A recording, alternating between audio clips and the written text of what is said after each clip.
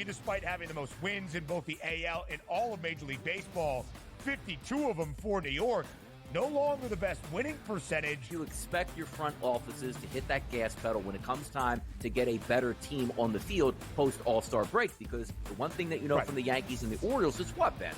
You're going to fight with each other throughout the stretch here, and you want home field advantage. The Early Line, only on SportsGrid. You know, this guy is the mad scientist. I mean, he's all about green density. So in my mind, I feel like he's going to have the green speeds dialed in, and the angles needs to land them and all that sort of stuff. I feel like he's going to be in a good spot and playing the course well. And he's going to be hitting less club into a lot of these par threes too. So I just, we're talking about using a live guy. I love Bryson this week. I'm riding with Bryson. Only on SportsGrid. This new sports integrity partnership, Genius Sports, is involved in this. More protection. They said that's going to allow them to beef up their protection and add more integrity monitoring tools to essentially catch bad behavior before it happens. This comes, obviously, after a just ton of scandals we've had across sports betting lately, whether it's the MLB umpire, Pat Hoberg. Newswire, only on SportsGrid. Despite me being a Yankee fan, I think Joe would deserve the label as Aaron Judge's biggest fan, not through any bias, but just through the amount of money that he's made anybody who's been betting on him. I just had him for that home run, and I'm going to go back to it today. That home run coming in at plus 230. Max Fried here, while he has been strong, this is Aaron Judge. Game time decisions, only on SportsGrid.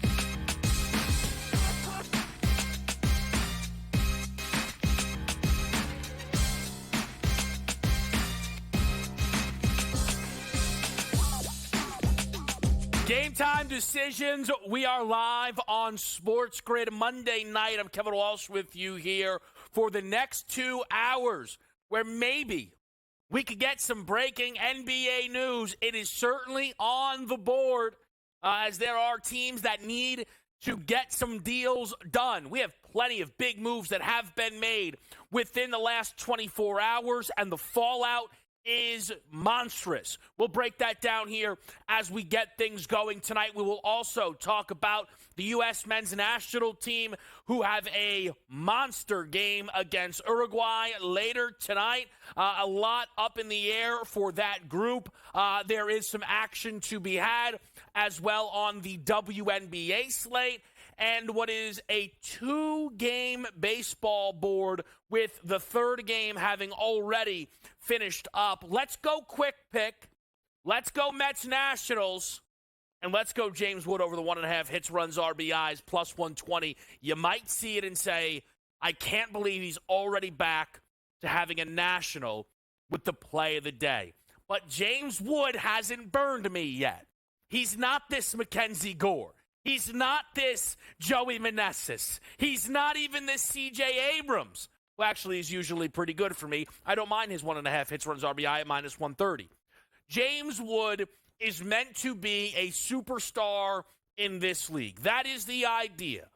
The spot for me here tonight in a lefty-lefty matchup, he crushed lefties playing in the minors. Peterson, a lefty himself, struggled against left-handed bats. This is fantastic at a plus price. He goes wild tonight. We may never see this number again. We're involved.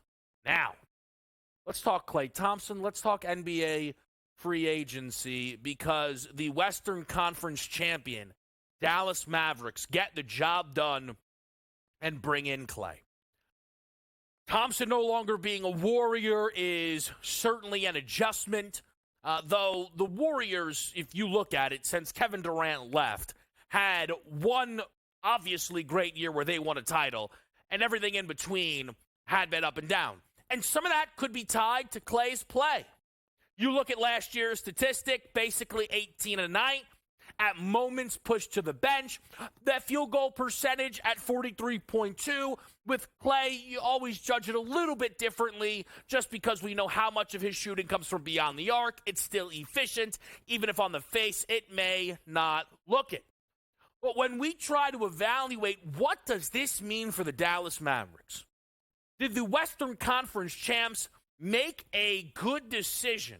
Did they make the right move? Did they get the guy that could put them over the top? Well, if you look at the Mavericks and their pricing right now in the market, bringing in Clay actually didn't change a ton. This 10-1 was already kind of the number.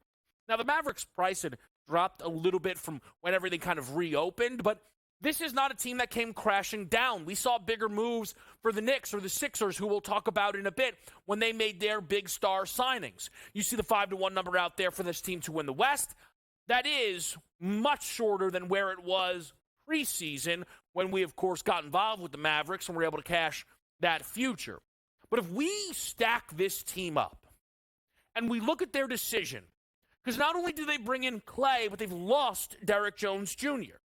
They've replaced him. The idea is with Naj Marshall, but Marshall won't be starting for this ball club. Clay goes into the starting lineup. The expectation is probably Lively starts over Gafford, and then you round that out with Luka, Kyrie, and P.J. Washington. And on the surface, I like that the Dallas Mavericks did not rest on their laurels. While they did make the NBA Finals, their offense was very underwhelming. It only showed up for one of the 5 games that they played against Boston. So this team did need to make improvements, and I constantly hit on throughout this series, it was the offense that was lacking. So you bring in Klay Thompson, and the offensive upgrade over Derrick Jones Jr. is obviously fantastic. The thing is, you have now unquestionably changed the makeup of your basketball team. Clay has to guard the opposing team's best perimeter option. Shai Gilgeous-Alexander, Anthony Edwards, Devin Booker, Jamal Murray. Now Clay has that task. Thompson has not been an elite two-way player in some time, which, again, it's passable of where he is in his career, but that is a very big change because you're not sending Luka to guard these guys, nor are you sending Kyrie Irving. And when you look at the challenges for the Mavericks roster, it's actually this pairing that makes things a little bit more difficult than bringing Klay Thompson in. If you think back to the conversations at times that happened of the best offensive backcourt, Luka and Kyrie, it kind of hit on this idea of what they can be offensively, maybe what they are offensively. However, the big issue for this team in the finals, or one of them at least, was Kyrie was more often bad than good. You as Kyrie Irving can't have your water turned off because of a bad matchup. And it happened, by the way, multiple times, also against Oklahoma City. The Mavs were able to get through. But now you have a situation where Klay Thompson, who is certainly no longer a defensive force, if not a defensive liability, has to guard the opposing team's best player. That is worrisome.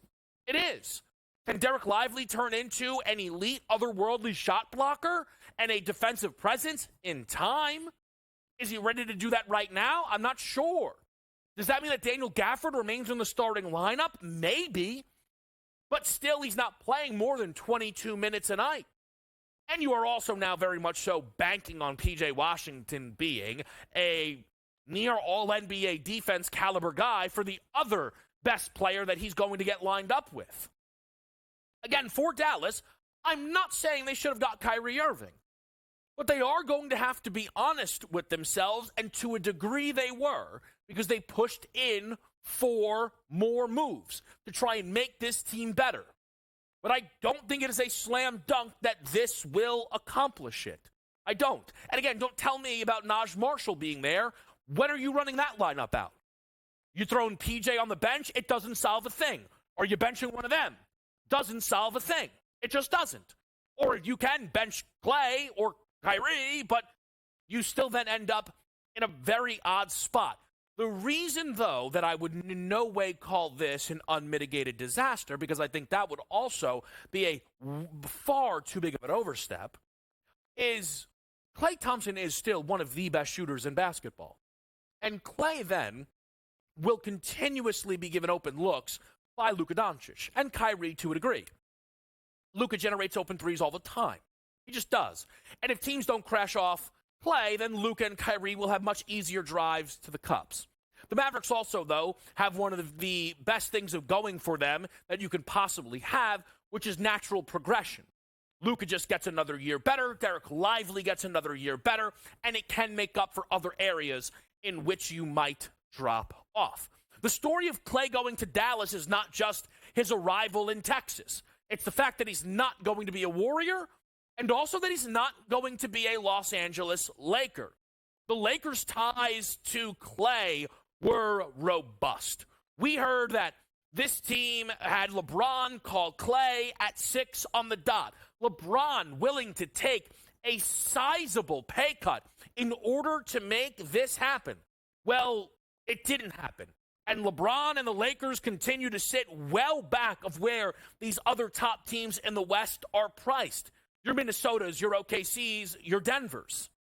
So, can the Lakers make a move that closes the gap? Ultimately, losing out on Klay, I don't think it's the worst thing in the world. I would have liked the chance for it. Fits perfectly next to LeBron, and I think J.J. Redick would have continuously loved drawing plays up for Klay Thompson. This can't be how it ends, though, for the Lakers, can it? We'll hit on this and Paul George and the Warriors next.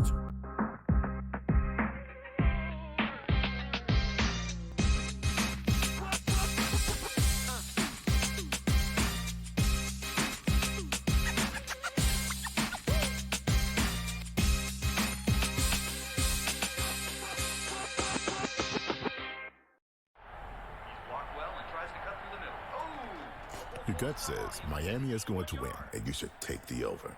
Your gut also said your NFT selfies would only go up in value. They didn't. But your head is on SportsGrid and knows the QB is in concussion protocol. The backup has a 45 QBR against the zone coverage. The New York D has the most sacks in the league. So yeah, trust your head.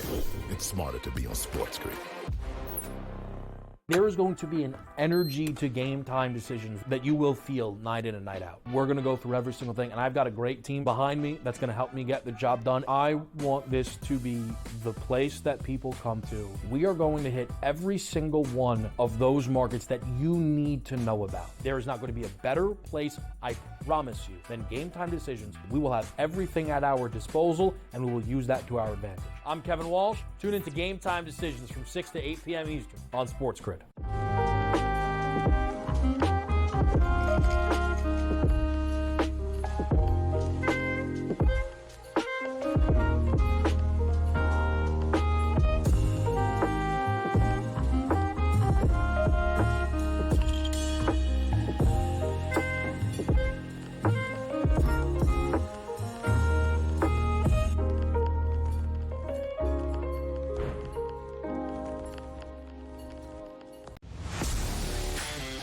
Watch out for USA and Canada in 4 years. Like cricket's going to be a sport that's growing. I made my first cricket bet last week or over the weekend.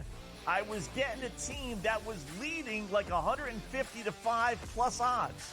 I'm like, I'm up 150 points and I'm getting plus odds. Where do I sign? I love this cricket stuff. What are you kidding me? In-game live, prime time, only on SportsGrid.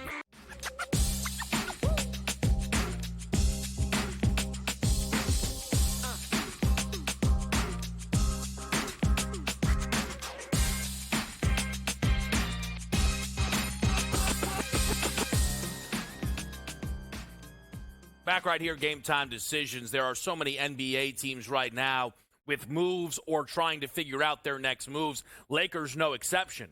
The idea is LeBron set to take less for a big star name to come in. 3 guys were mentioned. Klay, gone. Harden, gone. Jonas Valanciunas, what? Also gone.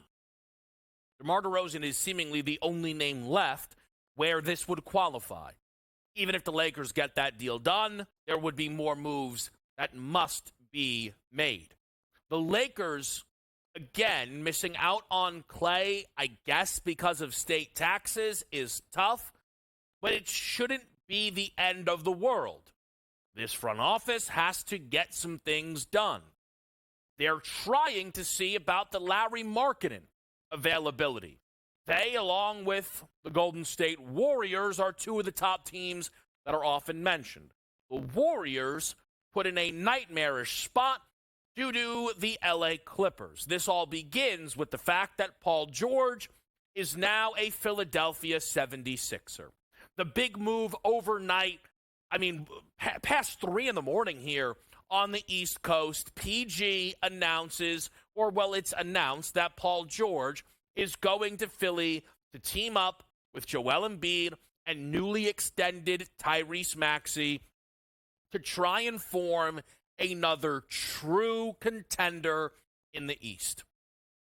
And evaluating the Sixers can be difficult. Ultimately, this was a no-brainer move. This is what the Sixers were planning on when they didn't lock into James Harden long-term, is having enough money to make this type of move. And to the Sixers' credit, they did. At times, having space doesn't necessarily make things easy. They bring in a guy who is still a strong two-way option and can space the floor and create his own. Paul George is one of the most malleable players we've ever seen. There isn't really a starting five he doesn't fit on or wouldn't crack, all in all. So for the Sixers, this is a great move. And it's been reflected in the title price. It's now underneath 9-1. At some shops, this team has the second best price of anyone from the Eastern Conference, typically pushing still behind Denver for the third best odds overall. But the Sixers still come down to Embiid.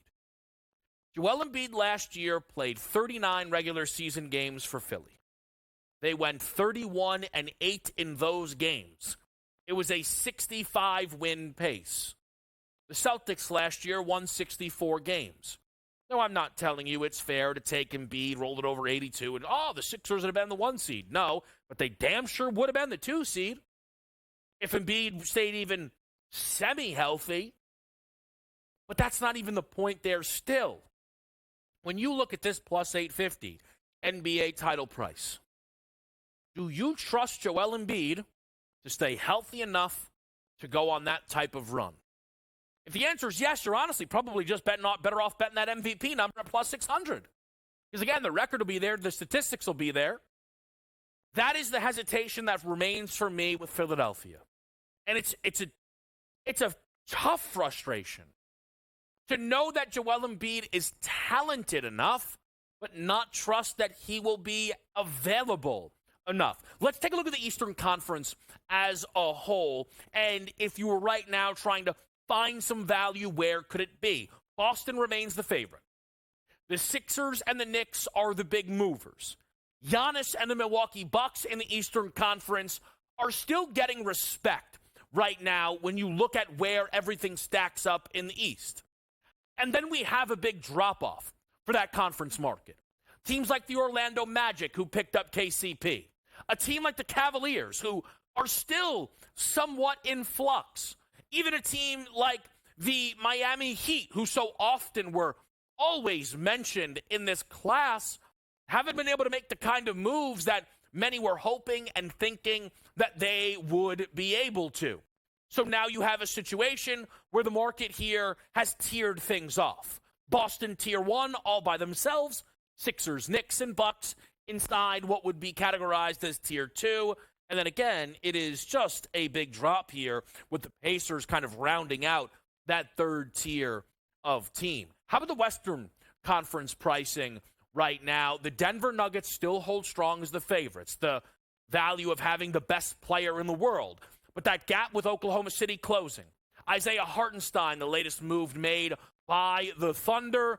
And this is a team that just keeps making great moves. 57-win ball club. You get better with the youth just getting older, and there's every reason to believe that this team will challenge for not just the Western Conference Finals appearance, but really an NBA championship all in all. Minnesota still getting respect, as with Dallas, and then we drop off. The most interesting of these teams, and again, we'll wait for the dust to settle, does to some degree feel like Phoenix, because the roster that was booked well in this tier is still largely there. But to just quickly key in on Golden State and the Clippers, what in the world?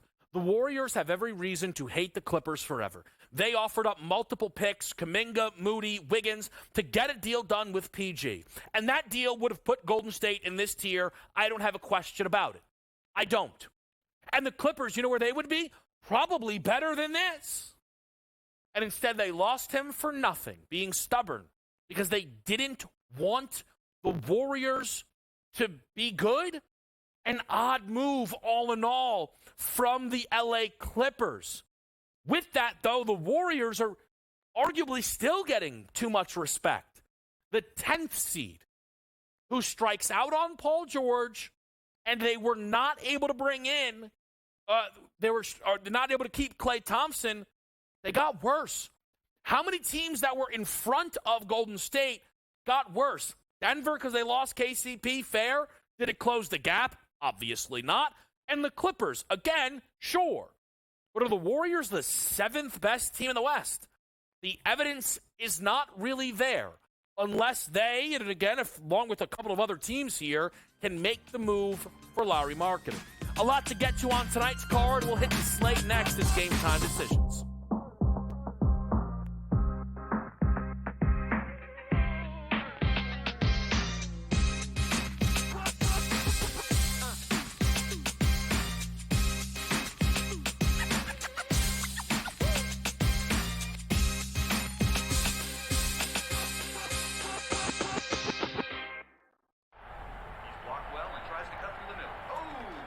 Your gut says Miami is going to win, and you should take the over.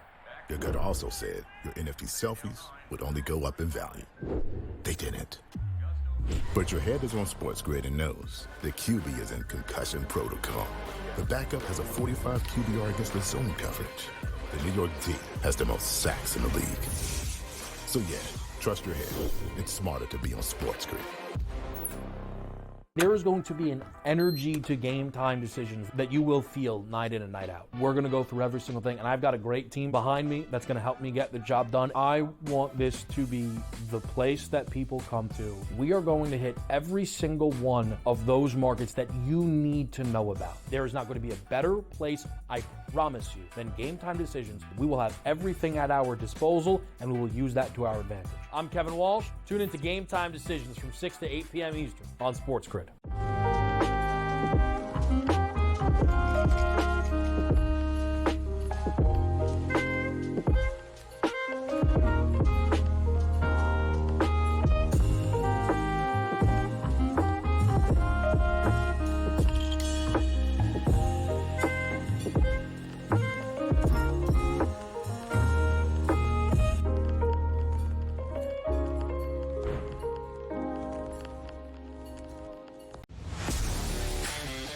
Watch out for USA and Canada in 4 years. Cricket's going to be a sport that's growing. I made my first cricket bet last week or over the weekend. I was getting a team that was leading like 150 to 5 plus odds. I'm like, I'm up 150 points and I'm getting plus odds. Where do I sign? I love this cricket stuff. What are you kidding me? In-game live, prime time, only on SportsGrid.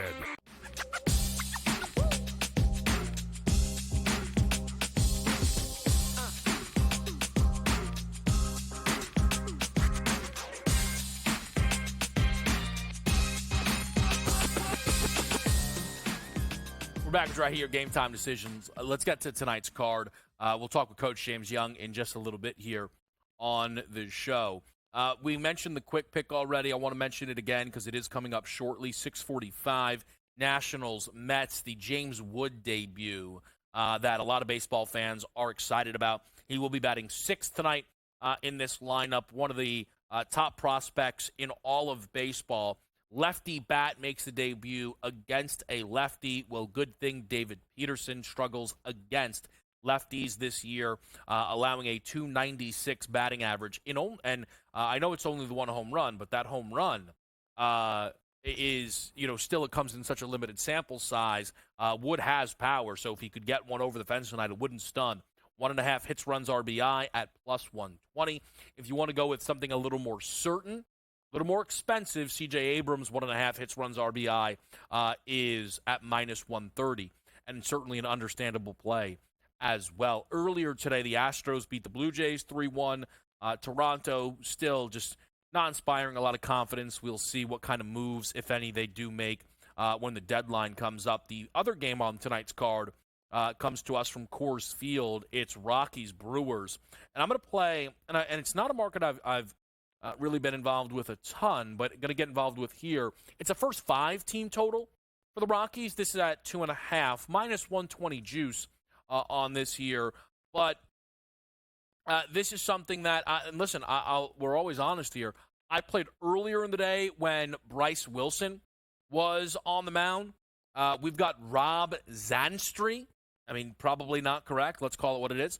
Now listed as the starter. We have seen Milwaukee, though, use openers.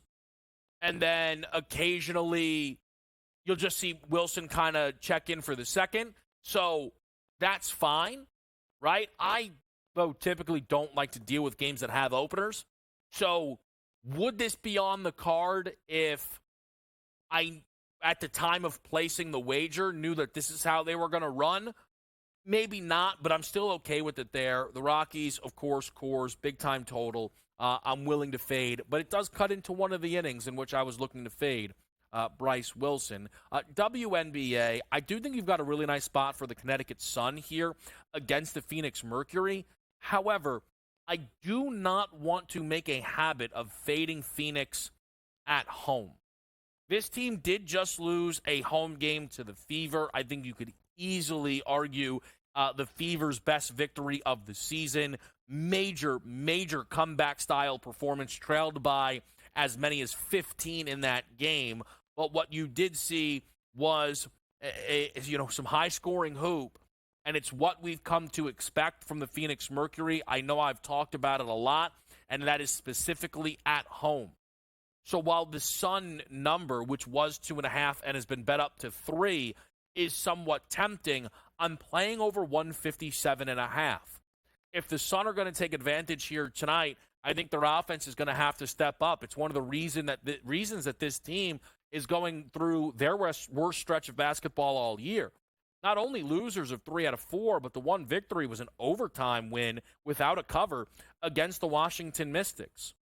So I think you're looking at a spot where the Sun should step up, but it's also bounce-back style for Phoenix, who are 7-3 straight up this season at home. I'm playing over. No action for me, but later tonight, Seattle laying double digits once again to the Dallas Wings, who continue to lose basketball games. The main stuff tonight for a lot of people potentially could be Team USA, Copa America. Just to set the stage as to what's on the line here. Now, if you've been locked into the Euros, and we did see the favorites advance today in France and Portugal. Another own goal helped France get through 1-0, and then scoreless actually had to go to penalties for Portugal in their matchup. And Ronaldo, who missed the penalty, made one in the penalty period.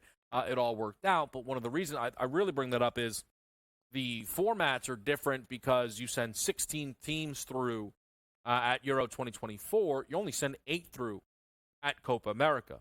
So for the U.S., the only way to advance is to finish first or second in this group. They could finish first. They'd have to beat Uruguay by 4 goals, though. I don't think that's going to happen. Now, a draw could be enough. They are presently up on Panama in goal differential. They are. But Panama is a comfortably bigger favorite tonight over Bolivia than the U.S. are, slightly favored in their match with Uruguay. The play for me, over 4.5 cards in U.S. Uruguay at minus 110. Coach James Young around the corner. It's a Monday night.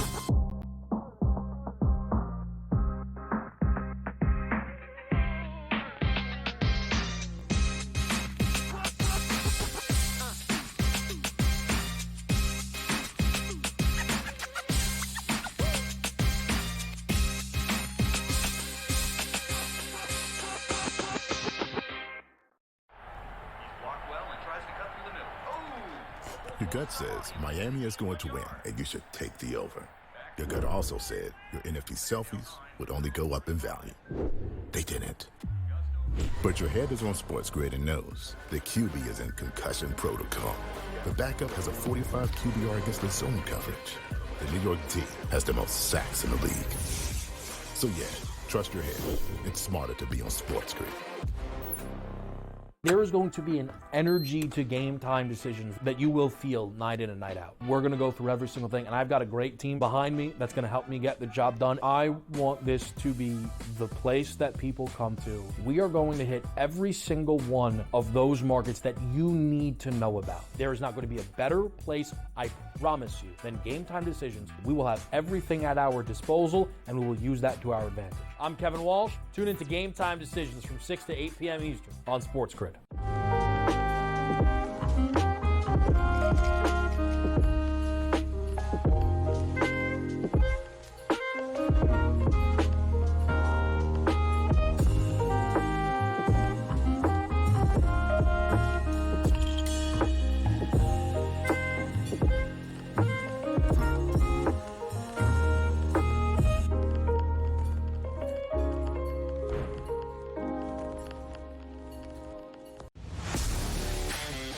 Watch out for USA and Canada in 4 years. Cricket's going to be a sport that's growing. I made my first cricket bet last week or over the weekend. I was getting a team that was leading like 150 to 5 plus odds. I'm like, I'm up 150 points and I'm getting plus odds. Where do I sign? I love this cricket stuff. What are you kidding me? In-game live, prime time, only on SportsGrid.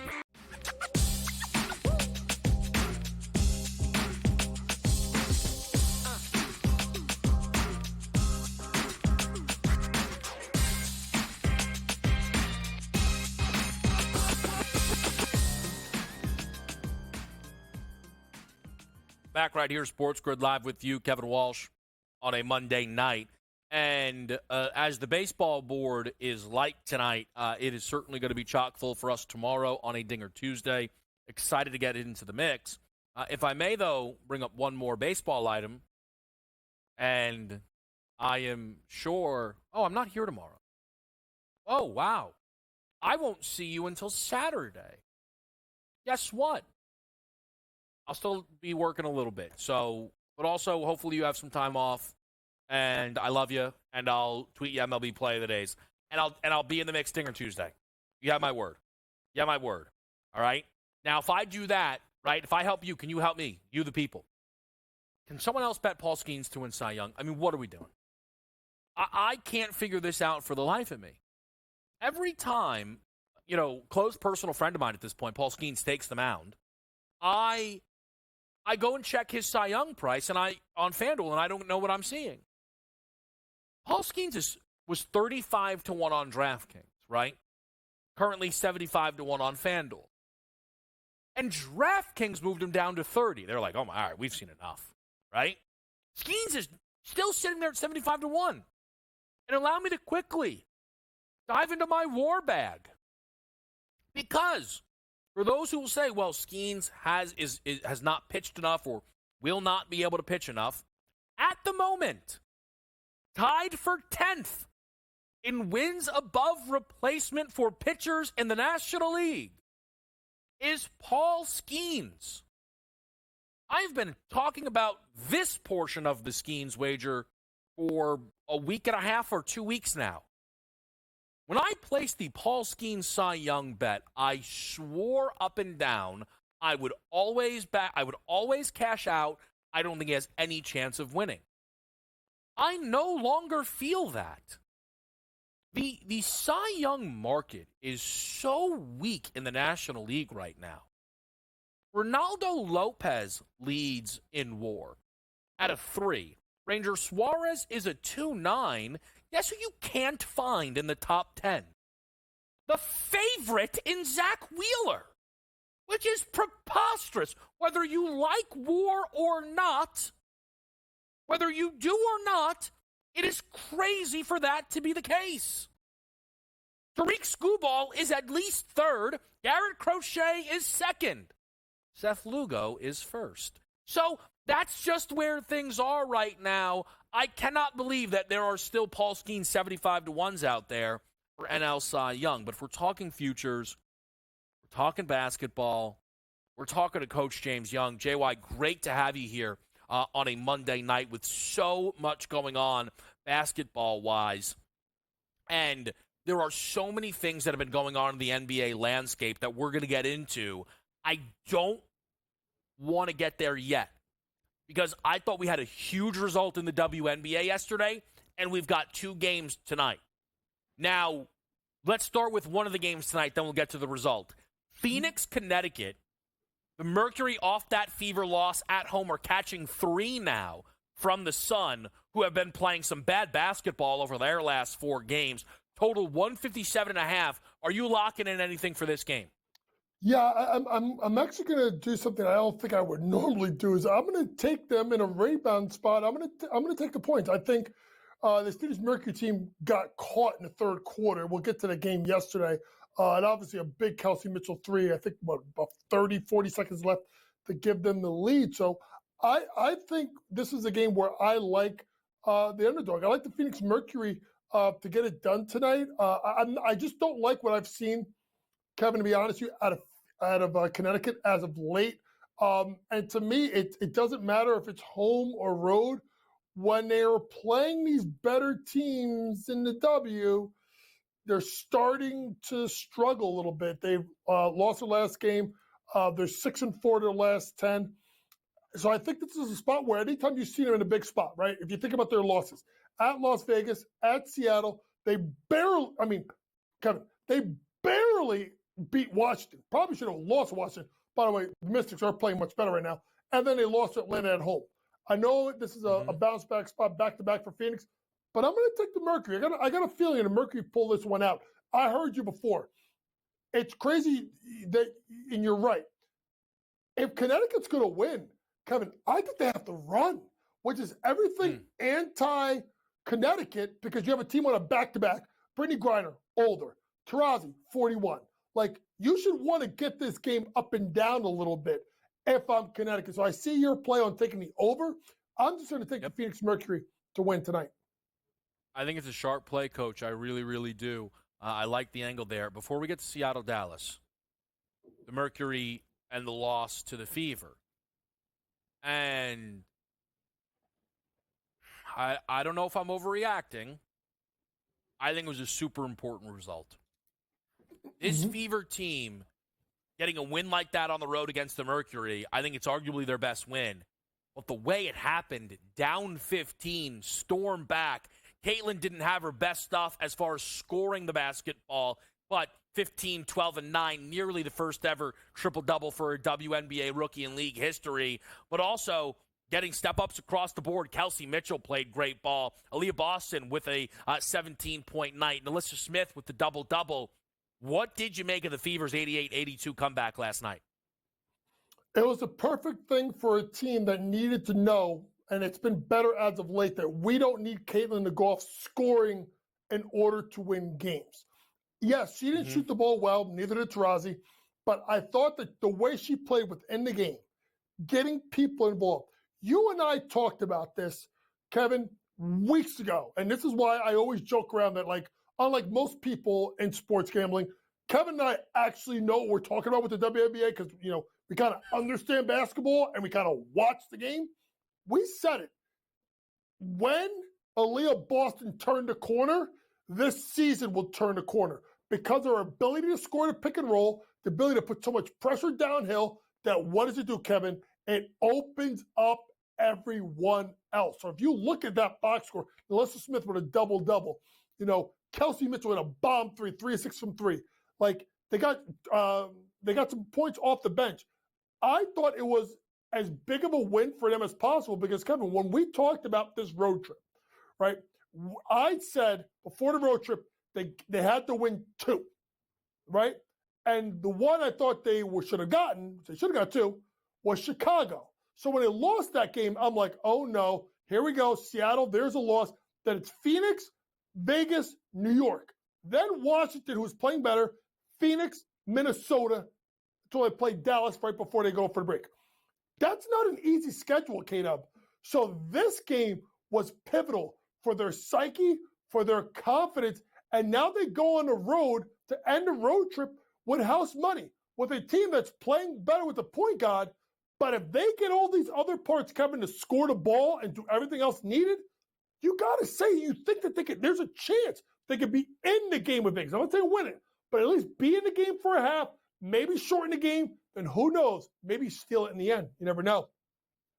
I also just think it's important to note that this basketball team was 1-8, and now they're 8-12. I'm not saying 8-12 is great, but they've now won. They're 7-4, and that 11-game window is bigger than the 1-8 9-game window. JY, because then we're going to really dive into all this NBA stuff here. Any action for you in Seattle and Dallas? Dallas is bad. Dallas is bad. And Seattle is playing better basketball. To me, it's all about, which Jewel Lloyd shows up, the one that gives you 30 or the one that misses 30 shots. Pick your poison for that team.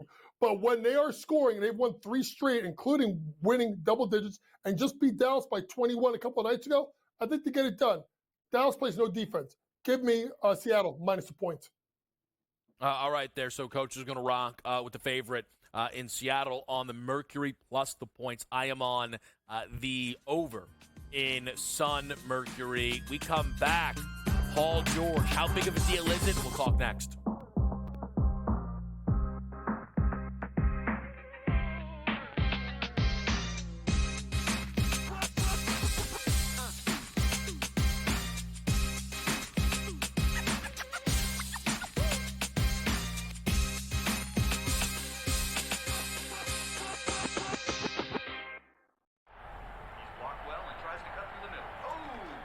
Your gut says Miami is going to win, and you should take the over. Your gut also said your NFT selfies would only go up in value. They didn't. But your head is on SportsGrid and knows the QB is in concussion protocol. The backup has a 45 QBR against the zone coverage. The New York D has the most sacks in the league. So yeah, trust your head. It's smarter to be on SportsGrid. There is going to be an energy to game time decisions that you will feel night in and night out. We're going to go through every single thing, and I've got a great team behind me that's going to help me get the job done. I want this to be the place that people come to. We are going to hit every single one of those markets that you need to know about. There is not going to be a better place, I promise you, than Game Time Decisions. We will have everything at our disposal, and we will use that to our advantage. I'm Kevin Walsh. Tune into Game Time Decisions from 6 to 8 p.m. Eastern on SportsGrid.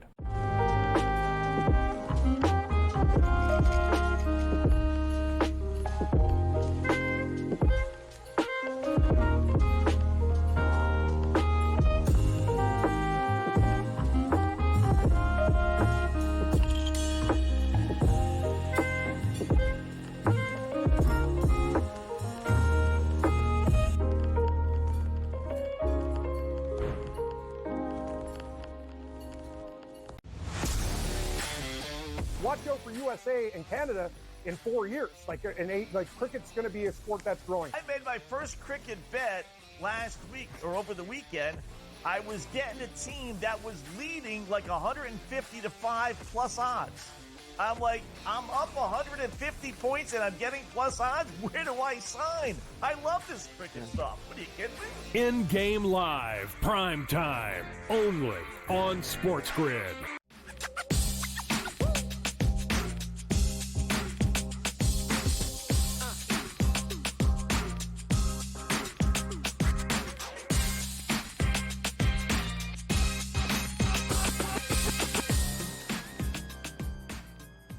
All right, back right here, Game Time Decisions. We're going to pop this thing off with Paul George to the Philadelphia 76ers.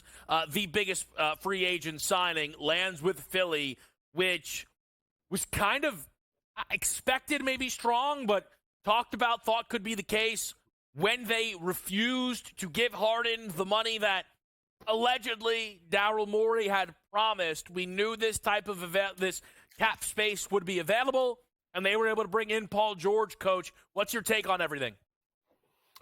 I think for Philadelphia, if Paul George can stay healthy with Joel Embiid, that's as lethal of a 1-2-3 combo you can have with Tyrese Maxey. I don't think people understand how good of a player Paul George is. And now he is at times, Kevin, ready? The third option. The third option. A guy that can shoot the ball 40% from three, who can stretch the floor, but can create his own shot. So now when you take JoJo off the floor, you still have Maxey and PG on the floor together. So I think what you'll see at Nick Nurse is at all times, Kevin, 2 out of 3 of them will be on the floor, and that will make them extremely dangerous. You see the odds, obviously, they've jumped the Knicks to 4-1. And I'll be honest with you, even as a Knicks fan, their top 3 is better than New York's. If they stay healthy, they're right there with New York. Now, 7-game series, you never know, health, so on and so forth. But the Knicks have questions with health. OG misses a ton of time every year. Randall missed half the year. Mitchell Robinson can't stay healthy. Hartenstein went to Oklahoma City. So there's questions in New York. And I can understand this team being 4-1. I will say this. I don't know what the hell Steve Ballmer's doing. If you gave Paul George the 4th year, he's going back. So you don't give him 4 years, but you give James Harden $35 million a year? Like, I don't like, if you're going to kind of start over with the Derek Joneses, with some of these other guys that they've gotten, then start over. It's like they're starting over, but they're not. They're winning, but they're trying to set themselves up for the future. I don't get what Steve Ballmer is doing. I think they've made themselves nothing but a middling franchise, and that's the worst thing you could be, especially in the West. All right, let's handle the Clippers portion of it. What I would say, the Harden contract will end up looking all right when he plays 40 games by himself because Kawhi's not healthy. What I do think is the best point made, though, the sticking point of the amount of years the Clippers knew was a problem, right, before he opted out. They had the opportunity to trade him to Golden State before the opt-out because it's what PG wanted, because he did want to stay on the West Coast. So once you refused to trade him to Golden State and give him 4 years, you signed up to lose him for nothing, and that is exactly what happened, which is a disaster. So a great point by Coach. You said that they have a better big 3 than the Knicks. Depth matters, but they have the best big 3 in basketball, including the Boston Celtics. The problem is the health. And that's where, when we take this into the futures market, Coach, I don't think there's any world I'll have a futures ticket on Philadelphia unless it's like, hey, JY, they're down 1-0 in the conference finals, and I'm now willing to make a wager. And just use Embiid against Tatum. I think it's just the better basketball player, right? In a single game is Joel Embiid. But Tatum's postseason career runs circles around Embiid. It just does. And there was a period of time where we were wondering even if Joel would impact postseason winning enough, and how much, like he was great against the Knicks, but he wasn't healthy, and it's all a lot. So, and look, PG has health concerns as well, and it's a great move, Coach, but I won't have bets on this team because the main guy has never been able to stay healthy enough to get even near the finish line. He's never been to the conference finals. Yeah, and I think that's the issue. And I think Kevin, you make a great point. The only other point I would make is if Philadelphia goes into a tailspin, let's say middle of the year, right? Because Joel misses 15, 20 games, and you see their odds to win the East go to like 10-1, then I would be like, okay, there's value there, because if I know I get Joel back by the end of the year and they can make a run, that's the case. But to me, it's there's still a lot left to be desired on what they do at the bench. I mean, listen, I like Andre Drummond. I think he's a quality backup. Here comes the Drummond rule, which, by the way, they need to fix that foul away from the ball. It's an intentional foul. Get rid of the rule. Intentional foul, one shot on the ball every time you do it. I don't care if he misses 48 free throws. Foul the whole damn team out. I hate that rule. Eric Gordon, he's going to help, but he's old as you know what. the thing about the Knicks is they're going to miss Hartenstein. I'm sure we'll get to the next subject. You have the Sixers and the Knicks. The Sixers have 3 out of the 4 best players. But then New York may have the 5th, 6th, 7th, 8th, 9th, and 10th. Is that enough? Their depth can overtake that. That's what you have to think about. Either way, I don't think Boston is a slam dunk favorite anymore because you have one team that's got the offensive firepower to beat you, and you have the team that may have the 2, 3, and D wings to defend you. It ain't going to be as easy as people think for Boston next year to repeat in the East. I think the way I see it is Boston is still the clear favorite. Their high end depth is still the best in basketball. But if by chance they happen to play any of these teams and the opponent is healthy, it will be a significantly bigger challenge. But, that by the way, if you look at the conference, right, Philly, the Knicks, and Milwaukee all struggled with health in this postseason. Mm-hmm. So, again, that's why Boston's price is going to stay the way it is. And I think it's going to be interesting to see how many people are willing to challenge Boston in the futures market with title prices or even Eastern Conference prices. All in all, we know it's been very difficult to go back-to-back. Hasn't happened since Durant's Warriors, and that was Durant's Warriors. Nevertheless, we'll talk some Golden State, some Lakers, some Clay here on SportsGrid.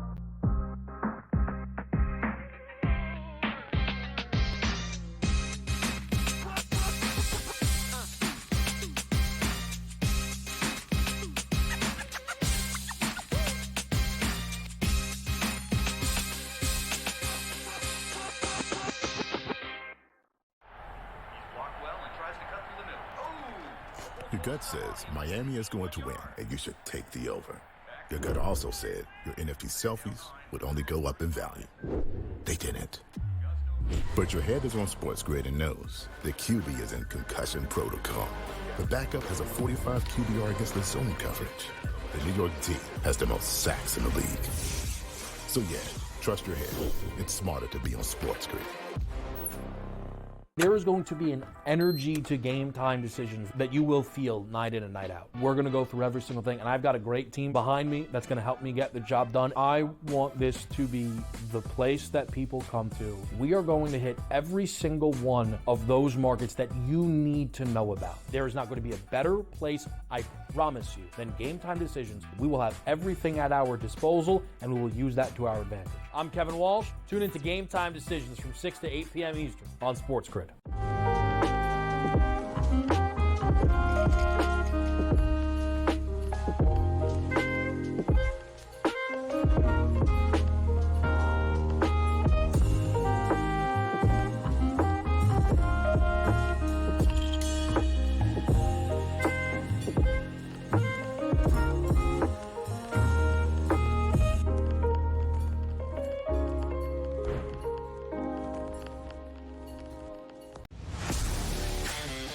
Watch out for USA and Canada in 4 years. Cricket's going to be a sport that's growing. I made my first cricket bet last week or over the weekend. I was getting a team that was leading like 150 to 5 plus odds. I'm like, I'm up 150 points and I'm getting plus odds. Where do I sign? I love this cricket stuff. What are you kidding me? In-game live, prime time, only on SportsGrid.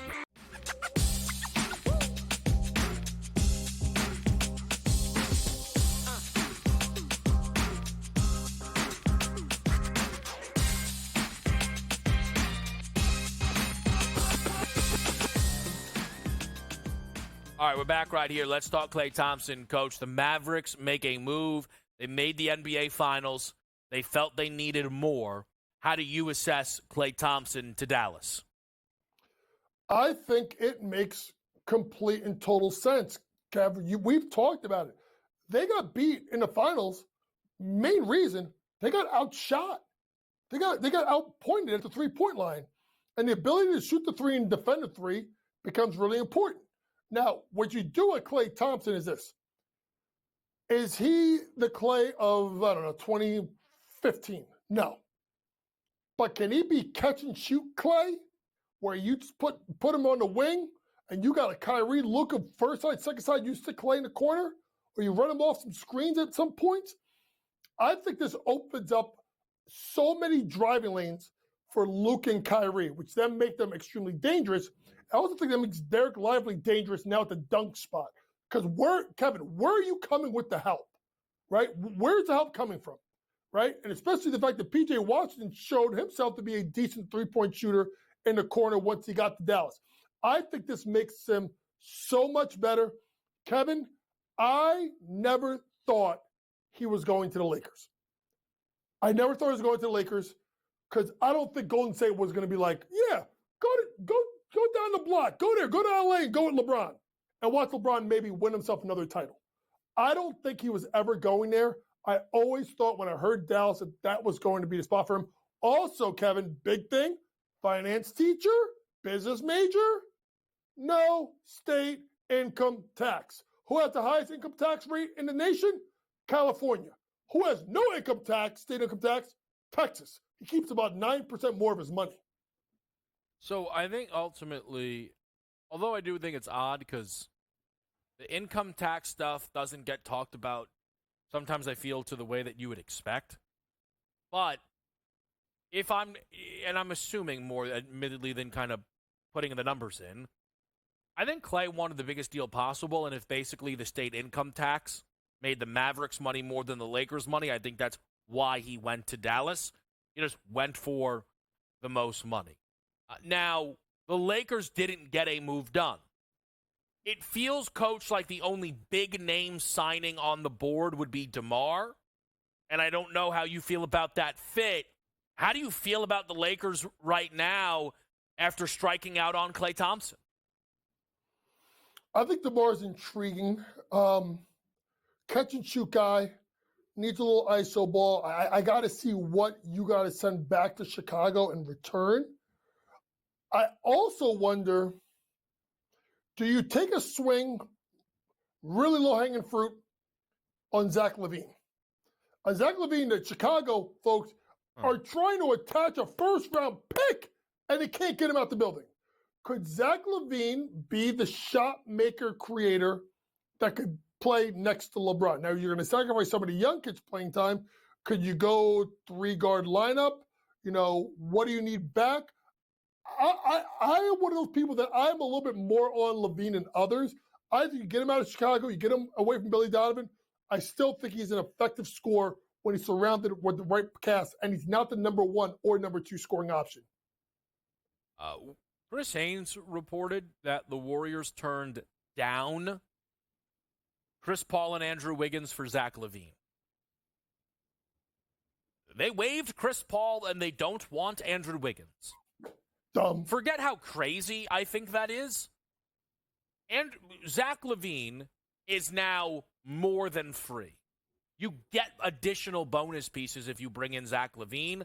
I don't think it's misguided to suggest that bringing LaVine in could almost be the bottom end of it for the Lakers. There definitely are health concerns. JY, so many other moves that have been made. Isaiah Hartenstein, OKC. Jonas Valanciunas made the move to Washington. Anything else that we didn't get to today that you wanted to mention quickly? I think it's amazing. I thought that KCP got way too much money for a guy that makes $10 million a year. And then I saw how bad Orlando shot the ball. And I said, 40% shooter? That makes sense. You know why? Clay didn't want to go there. And obviously PG-13 didn't want to go there.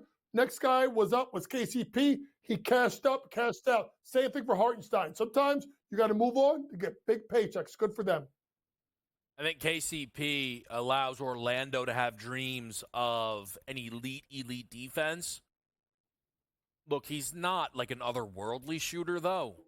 That offense still could be brutal if Paolo does not make some big steps forward, and that might not even be enough. Great stuff, Coach. We're talking the U.S. men's national team next.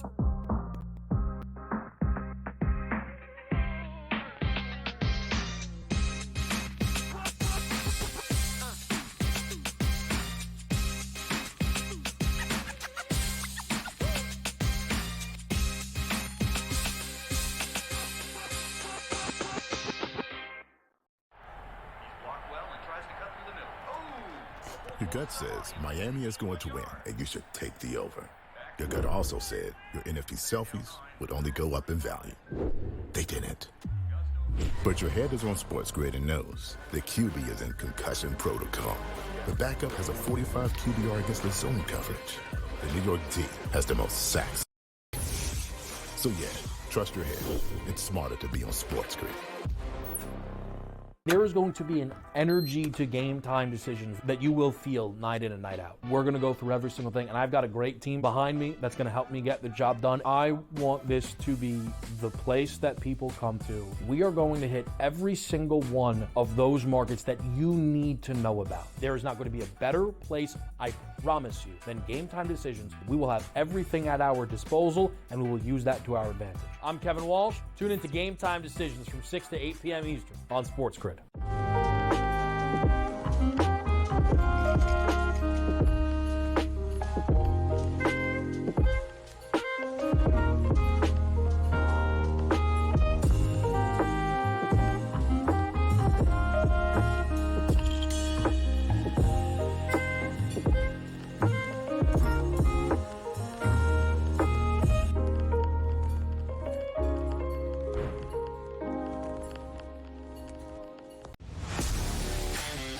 Watch out for USA and Canada in 4 years.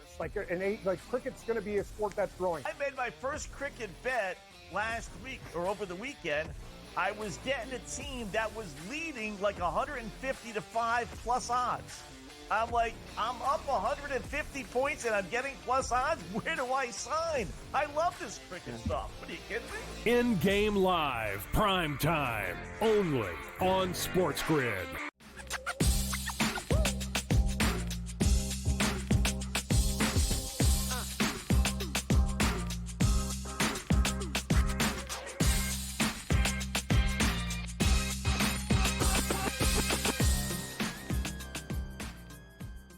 We're with you here on SportsGrid, Game Time Decisions, and I think the big game tonight that's going to have a lot of people's attention, while it's maybe a lackluster card overall, there's going to be some eyes here on Copa America. USA stunned in some really difficult fashion against Panama has left them up against it here, heading into this final game, playing what would be the other top team, if not the clear-cut top team in this group in Uruguay, here in the final match. Now, the odds do tell an interesting story with, on the triple money line right now, USA being presented as the favorite.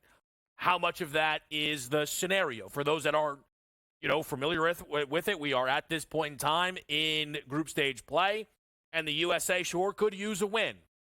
A draw might be good enough, but then they're going to need some help from Bolivia, who has been clearly the bottom team of this group. Kind of the idea for the other three teams is you play Bolivia, you get 3 points. It's what USA did, it's what Uruguay did, and it's what Panama is favored to do here. Again, on a triple money line, they're strong priced.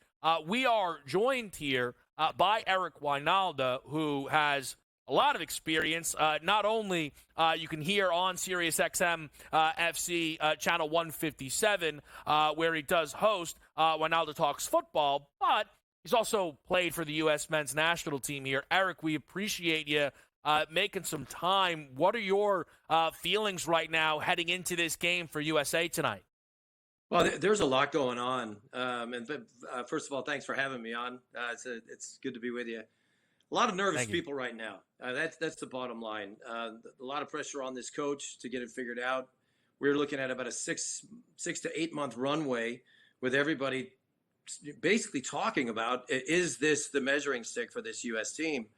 And if they don't do well in the Copa America, which they are not at this point, would this mean the end of the road for Coach Greg Berhalter? A lot of people want that to happen. I've been begging people to just try and back this team, back this coach, because their noise isn't helping. But, I mean, look, Bolivia was the worst team in coming into the competition. They were ranked 85th in the world, which is pretty bad, to be honest. And I don't expect them to get a result against Panama. So it looks pretty dire for the U.S. I mean, even getting a win, they could walk out of this tournament with 6 points and not get through. That's a really good point to make. The prevailing idea probably is, win and you'll be good up at the moment on goal differential. but it is Panama, if they can. It's always easier said than done, but it's not just beat Bolivia 1-0, park the bus, close up shop.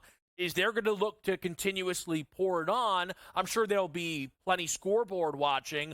If we focus in on the match with Uruguay, a lot of bettors I know have been somewhat surprised, Eric, that USA is being positioned as the favorite.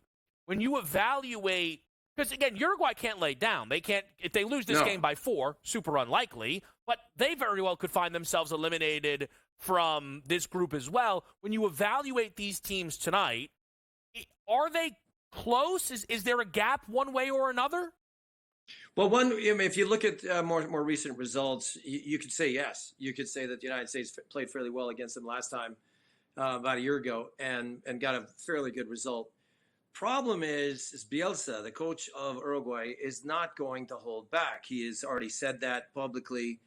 He's not going to rest any of his players, and he's going to go for it. A lot of people call this guy crazy because he does a lot of nutty stuff, but this team actually has a point to prove. All the noise has been about Colombia and Brazil and Argentina, and I think that this Uruguayan team wants to make a point, and there's no better way to do it than to take out the United States on American soil. So it's a very problematic game, and I look at the matchups. That's basically what I'm looking at. And across the board, we do have some good opportunities, but it's really going to come down to a really solid defensive effort. If the United States is going to get it done tonight, they got to get a 0. If they get scored on, they're in big trouble. And also at minimum, right? It'll impact the goal differential, even if they were able to get to 2-1. So it's a point very well made. Take me back to the Panama game. It was one of those. Admittedly, I wasn't locked into the game, but I knew what the market had suggested. And when I saw the result, I went, "Oh my gosh, what happened here?" I'm sure you had a much closer eye on it. What went wrong for the U.S. in that game? Well, I mean, once we got the goal, that we decided tactically to not stretch the game, park the bus a little bit too early, and I think in hindsight being 2020, Greg Berhalter probably would want to do it a little differently. But I think this was a game where there was several challenges that just weren't addressed. And the United States, took a really unfortunate second goal. But when you go down a man that early, and I've been in games where you take a red card, the game just can get turned on its head. You have to be very cautious, but at the same time, you can't be scared. And I thought that last bit of the game, our team looked like they were just scared to go forward, scared to take any risk. And they weren't very opportunistic. So they don't have that choice tonight. They really don't. And I would say this, looking at it from a coach's perspective, what a wonderful opportunity for our coach to test himself against one of the more genius minds in the game and to really prove a point that we're not going to play fair. I say this to everybody, man. The last phrase of that national anthem is "Home of the Brave." It's time to prove it. Yeah, I think that is it's well said. I think someone should let you get on the phone and talk to this team, a little inspiration before the game. I want to ask you about Pulisic specifically, and I don't want to put unfair expectations on him, but it's all relative, right? But when your best player, when you go into a game like this, there is always going to be all eyes on the best player. Again, I'm trying to be cautious, but Ronaldo today, right? Missed the penalty in extra time for Portugal.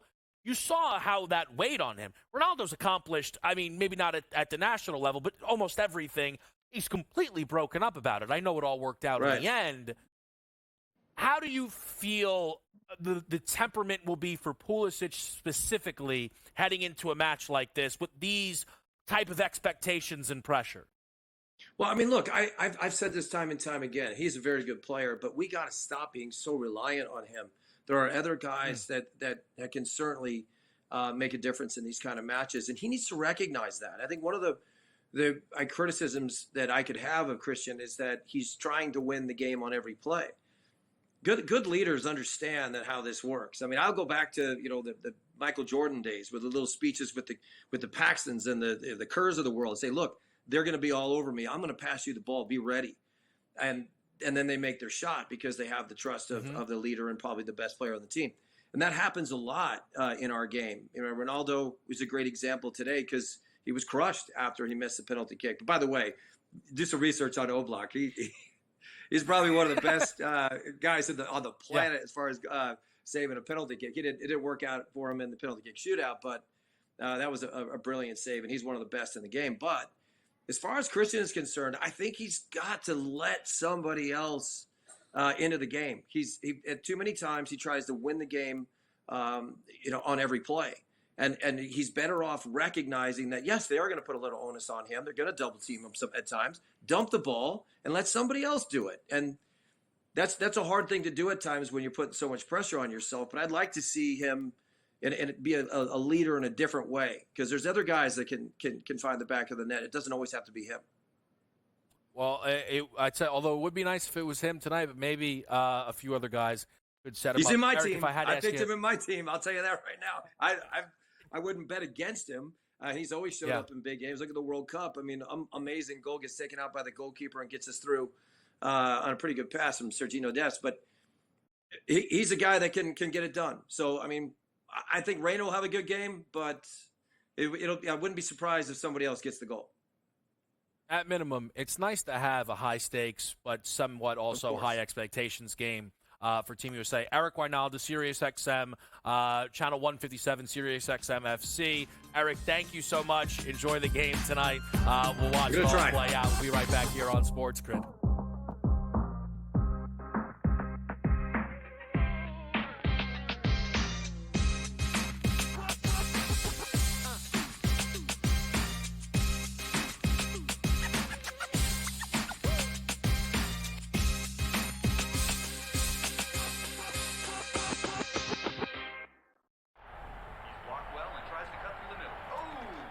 Your gut says Miami is going to win, and you should take the over. Your gut also said your NFT selfies would only go up in value. They didn't. But your head is on SportsGrid and knows the QB is in concussion protocol. The backup has a 45 QBR against the zone coverage. The New York D has the most sacks in the league. So yeah, trust your head. It's smarter to be on SportsGrid. There is going to be an energy to game time decisions that you will feel night in and night out. We're going to go through every single thing, and I've got a great team behind me that's going to help me get the job done. I want this to be the place that people come to. We are going to hit every single one of those markets that you need to know about. There is not going to be a better place, I promise you, than Game Time Decisions. We will have everything at our disposal, and we will use that to our advantage. I'm Kevin Walsh. Tune into Game Time Decisions from 6 to 8 p.m. Eastern on SportsGrid.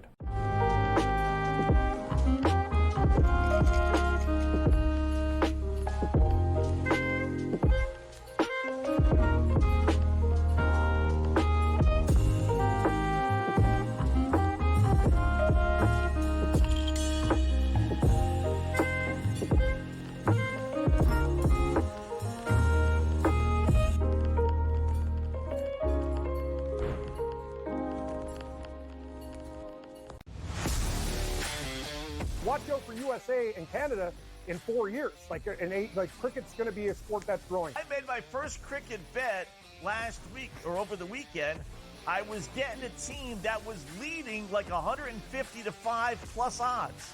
I'm like, I'm up 150 points and I'm getting plus odds. Where do I sign? I love this cricket stuff. What, are you kidding me? In-game live, prime time, only on SportsGrid.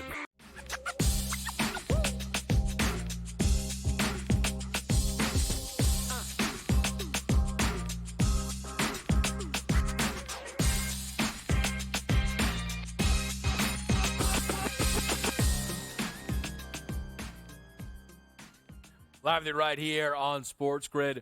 Again, appreciate Eric Wynalda stopping by here on the show ahead of a massive game tonight at Copa America. And it definitely, again, it's frustrating, right, that Team USA isn't marching into this one on 6 points. Hey, just don't lose disastrously. You'll be through to the next round. Test yourself against the Uruguay, who's had some great results, by the way, over the last 365. They have wins over Argentina and Brazil, the two tournament favorites. And there's pressure to it. But, man, a result here tonight would go such a long way, it feels, for this team that again, you kind of welcome the moment. I do think, again, it is really interesting that they are positioned as favorites now. Just to give kind of the triple money line where it sits. USA plus 150, Uruguay's 2-1, plus 210, plus 210 on the draw right now. Just to kind of reemphasize, just in case, that's going to be decided 90 minutes plus the extra time. That's not if the game is level, right? So factor that into your totals, your props, and things like that. But Bolivia is a minus 185 triple money line favorite over Panama. We're not even going to get to the extra time, the penalties and stuff. Never mind. You get the point. All right? But Panama's a minus 185 favorite. So they are supposed to get the job done with a lot more confidence necessarily, right, compared to what the expectation would be for the U.S. A draw is not guaranteed to be good enough. It could be. It's not guaranteed to be. A quick update, by the way, just for the futures market, for those that are invested. Argentina has already advanced. They are a plus 145 favorite to win this tournament. They entered this tournament as the favorite. Canada made it out of Group A, actually, with Argentina. And then we had the results from Group B, which is Venezuela, went unbeaten in their group. Ecuador got through on goal differential over Mexico. 3 losses there, all in all, for Jamaica. Tonight's games will finish up Group C, and then remaining for Group D is a game between Brazil and Colombia. Brazil, the team that I played to win this tournament, played at a plus 225 price, now currently positioned at plus 270. If you look, Colombia won their first 2. Brazil had the disappointing draw to get their tournament underway. If you do see a draw for Brazil against Colombia, that is enough, and both will push through. A win for Brazil would put them top of the group. A loss would put them in not massive danger of not qualifying through, but certainly it leaves it open. And those are not that's not the expected outcome. Brazil a minus 115 favorite in that game. Let me get to Wimbledon, and then if I have some time, I'm going to flip it over to the Euros, because we haven't talked a lot about where things have moved. But the futures market there, Yannick Skinner is plus 195. Carlos Alcaraz, who you see there, plus 210. 4-1 on Novak, and then things certainly drop off. I was talking with someone who knows the sport very well, and I am sure that this is a determining factor for people with their Wimbledon bets. But Novak had been dealing with an injury. He has said he is pain-free entering this tournament. His dominance at Wimbledon typically would require him to be the favorite. But due to the level that Sinner's played at, due to the fact that Alcaraz has, of course, we've seen him go toe-to-toe with Novak, and then pair little injury concerns, and now all of a sudden you get a 4-1 number on Novak. That same person that which I talked to felt that Novak to reach the semis at minus 140 was actually described as bet of the year. I've played nothing thus far at Wimbledon. I am interested in Alcaraz at plus 210, but I have not made a move. The women's outright market did see movement today because Sabalenka, if I'm not mistaken, had to withdraw. Swiatek's the favorite. Coco Gauff had a match today. She won. Rybianka moves up to plus 380 as well. Quickly on the baseball board, first and third, one out.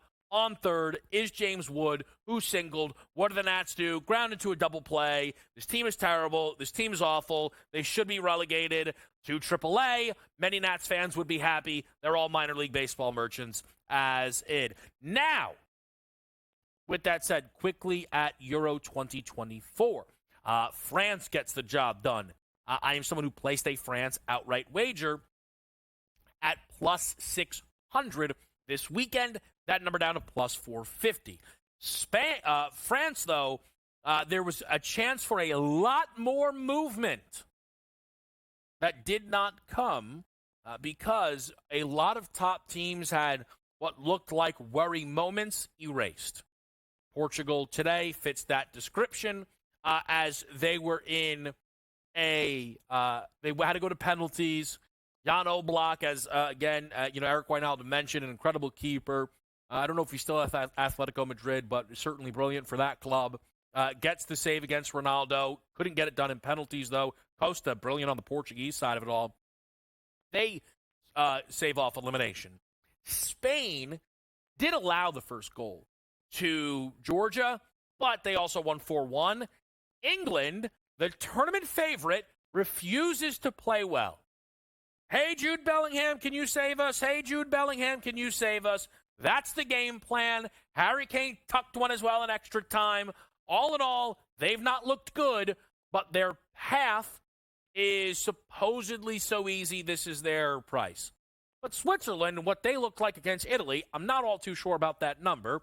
We are still waiting on our boys from Romania, 190-1, down to 130-1 before they even play. Shout out to the kids. We'll be right back with you here on Sports Grid. It's Monday night.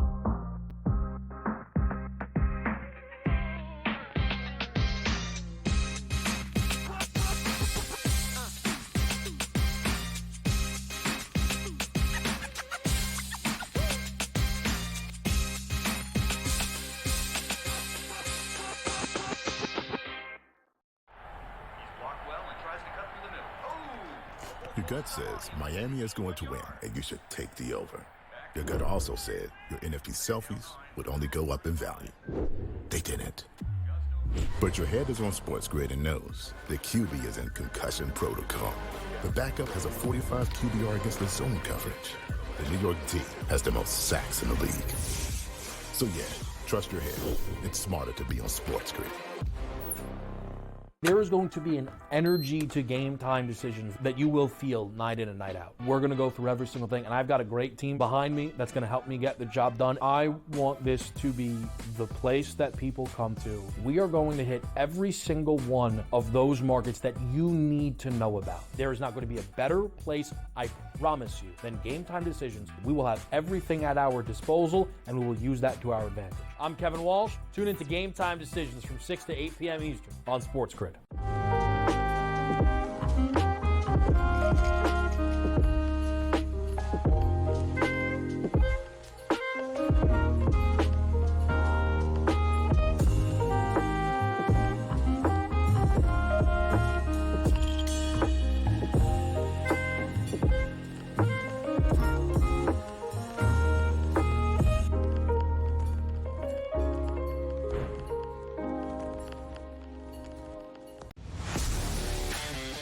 Watch out for USA and Canada in 4 years.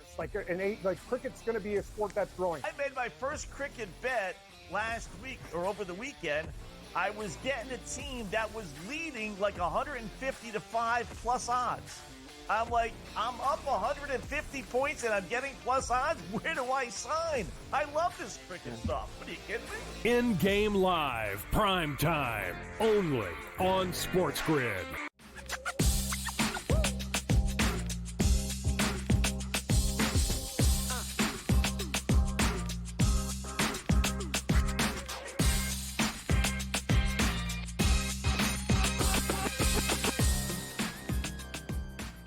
Game time decisions. So many moves in the NBA. I want to try and piece together some that we did not get to, including Chris Paul to San Antonio. I know that CP3 and the Golden State experiment did not work out. I would say that was as much Golden State's fault as Chris Paul's. I think that would be a fine and fair way to put it. CP3, first of all, only started 18 games and was only playing 26.5 minutes a night. Chris Paul still has found a way to average nearly 7 assists in that crunch. The scoring was certainly down. He defensively, though, was not bad. And I do think that that is certainly a boost. Chris Paul has not played below 500 basketball, though, most importantly, in a very long time. And Chris Paul was not having some massive, oh my gosh, who could start him in this league decline when he showed up in Golden State. Phoenix made a decision to bring in Bradley Beal, one that I thought was totally fine. Whether it works out or not, just relative to what was available to them at the time. It then put CP3 in a bizarre spot where he landed in Golden State. Again, the Golden State stuff's just been weird. I don't want to downplay a title. It's just the title has washed over so many shortcomings. And I'm not talking about the titles while Durant was there. I'm talking about the one against Boston. Like if the Celtics could have got that job done, boy, that would have changed a lot of conversations. Neither here nor there. CP3, though, now in San Antonio, has moved certainly one market, Wemby, down to 30-1 to win MVP. So first of all, the 50-1 number on Vic was clearly a misprice. There is interest there from bettors to back Victor Wembanyama.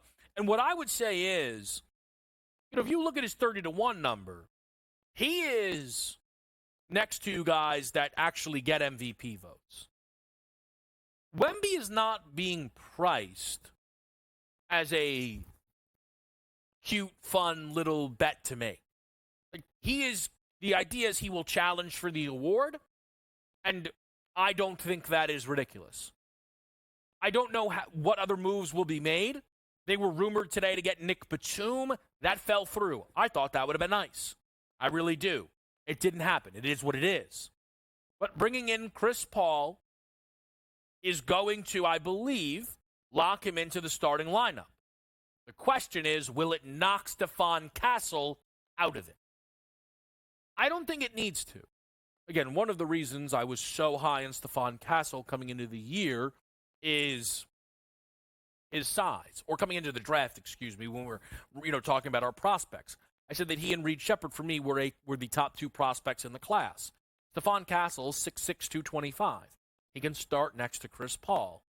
Chris Paul has enough shooting to start next to Stephon Castle. So I think that works, but I'm not sure if it's going to happen. Castle's status as a starter is not the only rookie who has been dinged since free agency has begun. Sarr's price has taken a fall. While still the favorite, Alexander Sarr's down to plus 650 for Rookie of the Year. Zach Edey continues to move. Sarr's price takes a hit due to a Jonas Valanciunas signing. Unless a move is made, which, to be fair, is very possible. We've heard Kyle Kuzma's name brought up in various rumors, but unless a move is made, I struggle to see a starting slot for Sarr. Valanciunas, Kuzma, Bilal, Jordan Poole, pick your point guard. So, this to me, if you now are looking at this, if you are looking at, let's go to the guys under 10-1, Sarr, Rizache, Reed Shepard, again, huge fan, no chance to start. Zach Edey, power rank their chances to start. Zach Edey's number one with a bullet. It very much feels like by the time we get to opening day, Zach Edey will be the favorite for Rookie of the Year. And it might entirely just be because he's the only starter, but it does somewhat line up with all of that perception heading into the draft of it being a bad class where, yeah, of course, Zach Edey's maybe the only guy that commands starting minutes.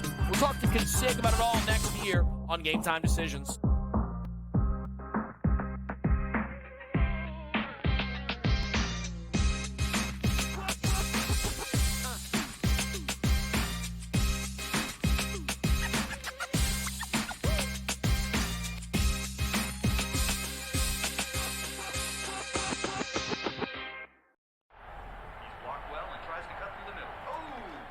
Your gut says Miami is going to win, and you should take the over. Your gut also said your NFT selfies would only go up in value. They didn't. But your head is on SportsGrid and knows the QB is in concussion protocol. The backup has a 45 QBR against the zone coverage. The New York D has the most sacks in the league. So yeah, trust your head. It's smarter to be on SportsGrid. There is going to be an energy to game time decisions that you will feel night in and night out. We're going to go through every single thing, and I've got a great team behind me that's going to help me get the job done. I want this to be the place that people come to. We are going to hit every single one of those markets that you need to know about. There is not going to be a better place, I promise you, than Game Time Decisions. We will have everything at our disposal, and we will use that to our advantage. I'm Kevin Walsh. Tune into Game Time Decisions from 6 to 8 p.m. Eastern on SportsGrid.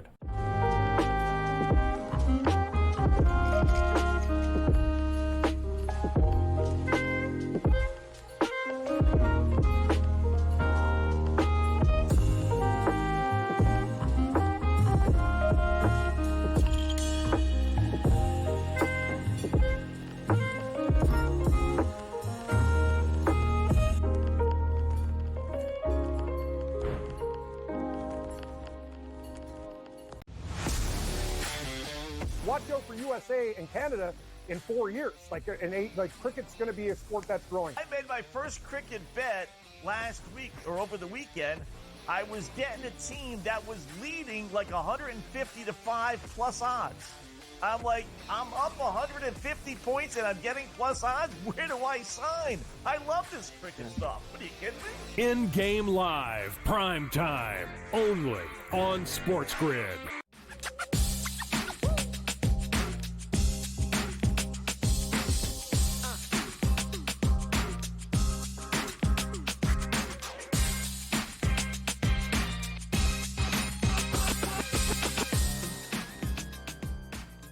Live right here, Game Time Decisions. It's Monday night. And it's a light card. One baseball game already done, 2 remaining, 1 in action. W's late night, 10 p.m. We'll get there. We have some soccer games. And it puts our good friend Dave Sharapan in a bind. What do you wear on a night like this with a slate like this? Consig, you went Dodgers. Any reason why? Well, yeah, first of all, good to see you. Second of all, I did not know what to wear. It was a big, big problem. And I didn't have any Nat stuff. And I didn't want to be accused of being a homer for Sammy and any of that other stuff. So I was actually going to go out and buy some. And I said, you know what? We'll go Dodgers today because it was out in the books today. Perusing possibilities for NL futures. And the Dodgers was on my mind. So I said, keeping it on when I talked to K-Dub. I mean, NBA, I was gonna go to NBA. I thought you might be interested. And apparently, the Sixers being the second best team now in the East. And I was going to come on in Sixer stuff, but that was too easy. Could have gone. Okay. Little San Antonio, maybe. Is that a real move? I don't know what that is. I couldn't wait to ask you. What was that move? So I like it. I don't know if I ever told you. I bet the Wembanyama MVP 50-1, down to 30. Well, we're in there. We're excited about it. Really? Yeah, it's a big season. It's a big season. Okay. Yeah, apparently being 7-4 is way back in. The biggest award movers I've seen are Victor Wembanyama for MVP and Zach Edey for Rookie of the Year. Why does everybody being 7-4 is cool? You're right. And Zach Edey's not getting any love from people that know ball, and people that actually bet think that this might be a real possibility. Like, let's bring the big man back, which is right up your alley. I mean, sir, you're a big guy, but you like to hang out on the 3-point line and shoot threes. But if you have to get in there and get dirty, you've done it. I've seen it. I've seen the videos. I will say, and I've made this point, but just truly, if you look up and down that board right now, and I'm not going to belabor the point too much, but if you had to power rank chance to start, Zach Edey might be on a tier on his own after Valanciunas went to Washington and CP3 went to San Antonio.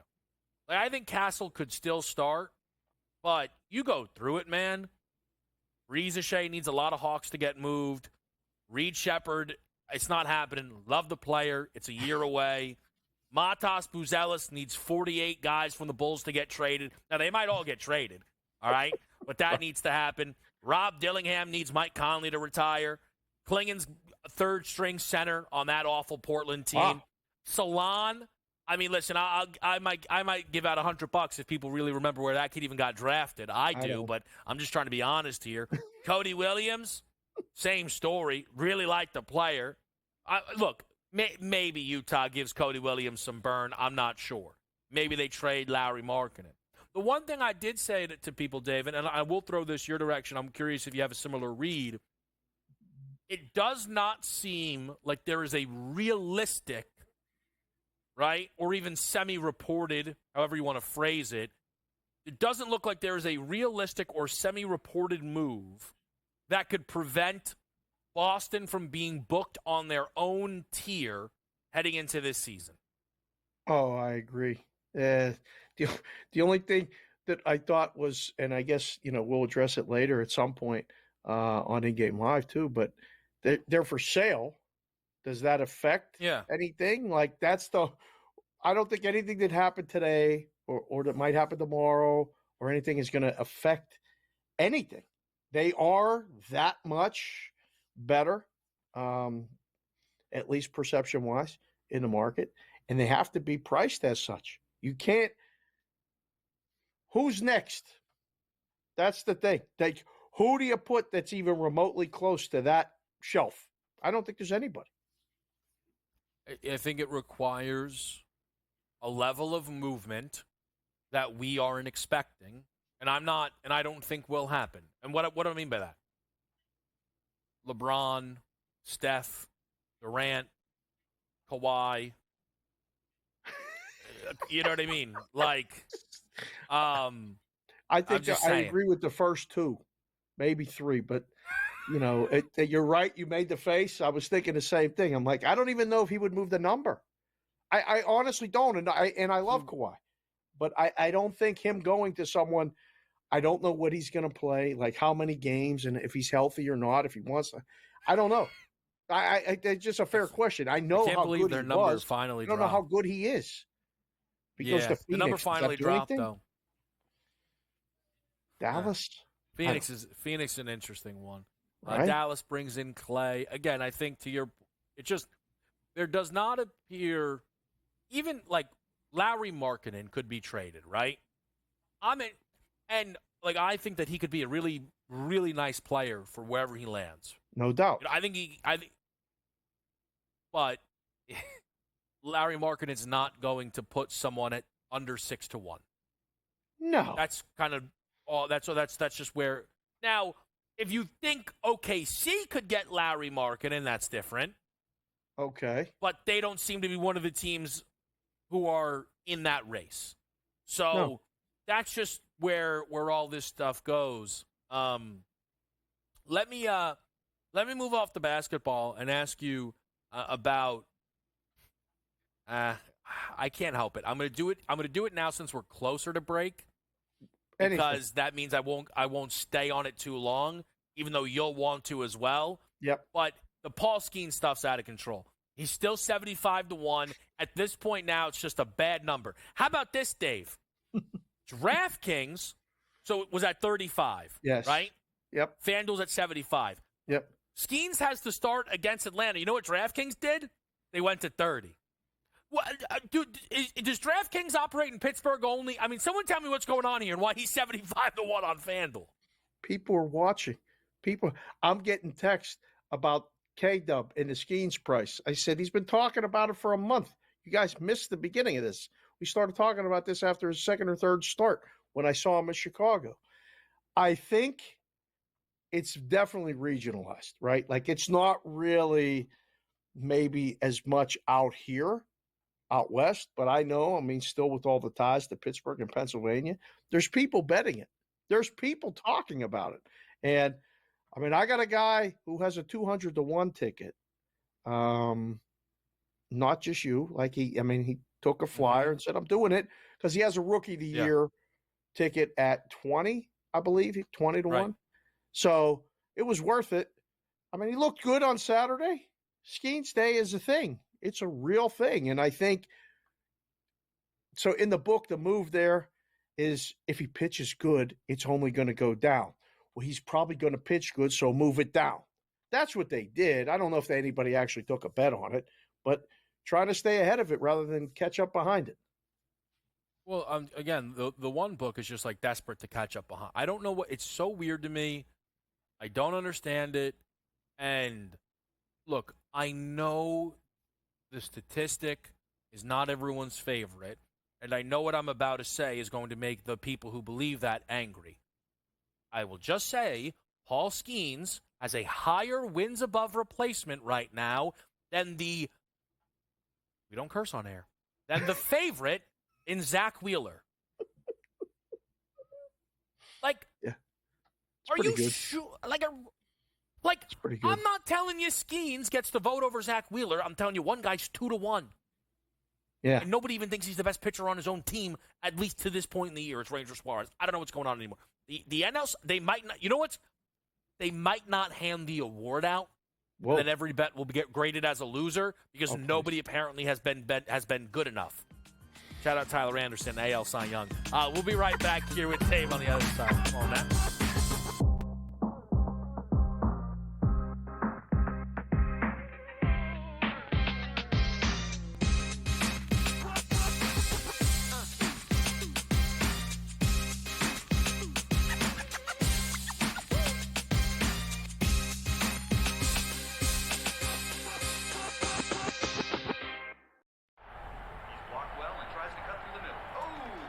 Your gut says Miami is going to win, and you should take the over.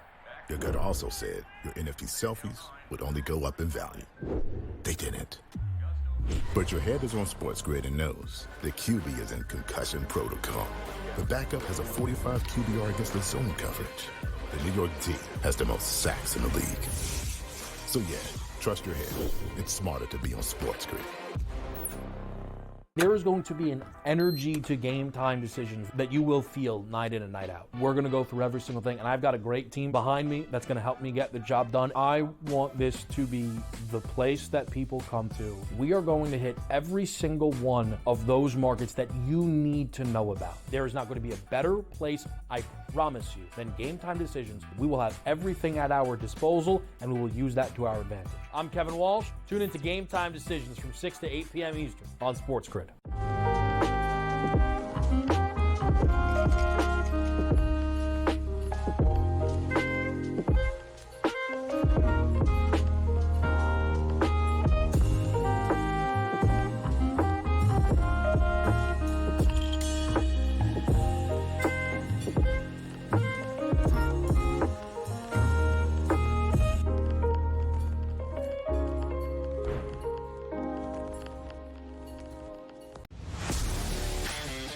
Watch out for USA and Canada in 4 years.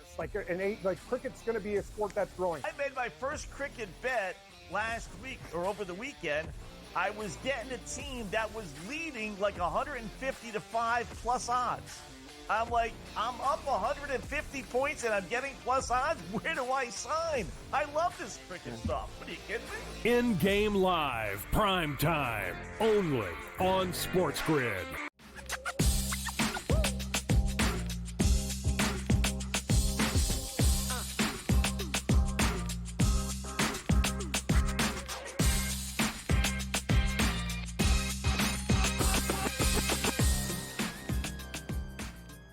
Back of the year, it's SportsGrid. It's Monday night.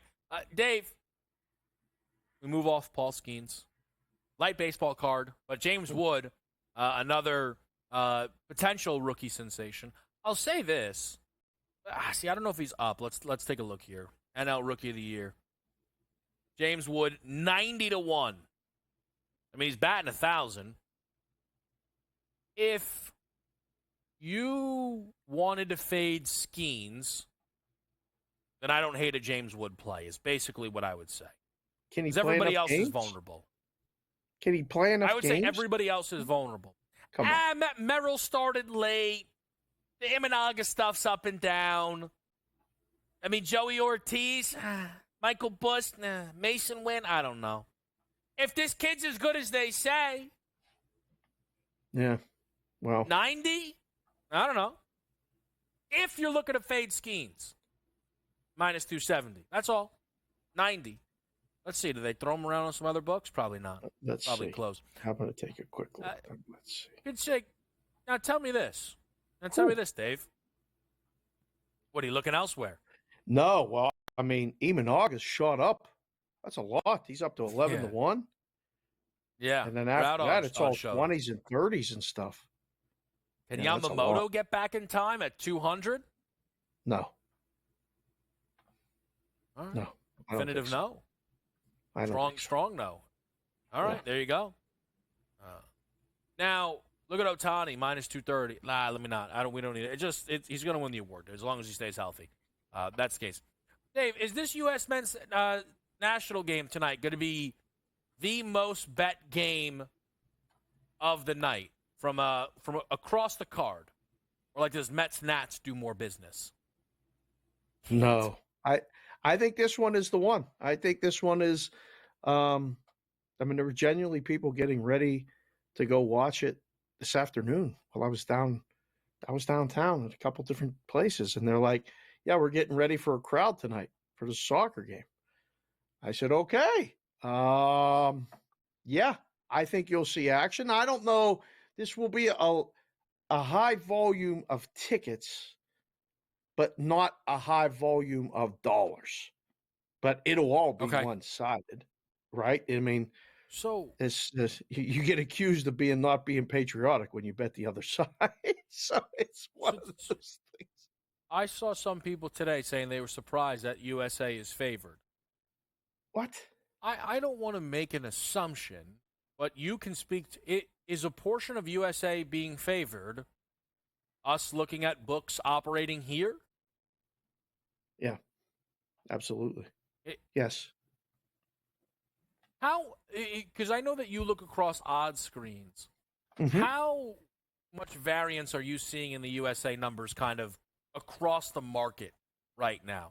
I know I don't know how difficult it might be with those triple money lines there, but it kind of always changes the math on stuff. But I'm curious, like, is there any book who has Uruguay booked as the favorite?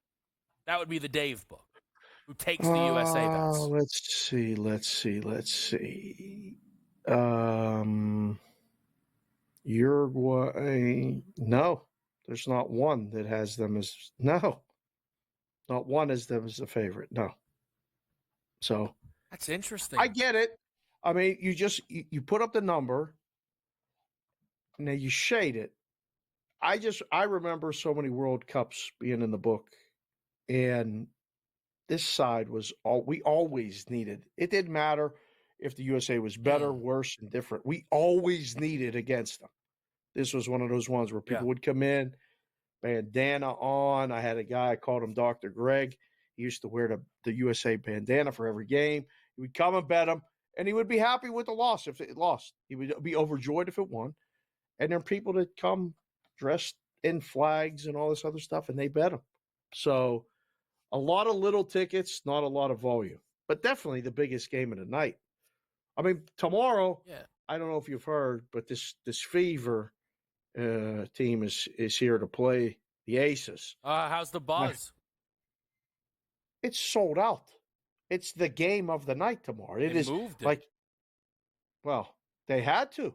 They're going to sell out the whole joint, the whole place. Yeah. I mean, we're going to have to make a call to somebody back there about getting tickets. I don't think I'm going to be able to get tickets. I tried my 2 avenues, and I got told they're already sold. They're already gone. So, yeah. How much is the get-in? You can't get them straight? Let's go. Let's take a look here. I won't say what ticketing site I'm using. If you'd like me to, just a little advertising, and then we'll let people know where we're looking. Reach out. Know what I mean? Kevin Walsh, right? Kevin Walsh at Sports BK can say, reach out to us. Yeah, it's about a nickel. Right. About a nickel to get in. Really? Yeah. Hold on a minute now. Yeah. No, see, you're not looking at the right place. No, I'm getting in here. I'm getting in here for, I mean, before they start moving it up. Yeah, we're getting here for 80. We can get in here for 80. Up Come top? on That's now. good. Okay. All right. Yeah. You want me to Well, send you a link?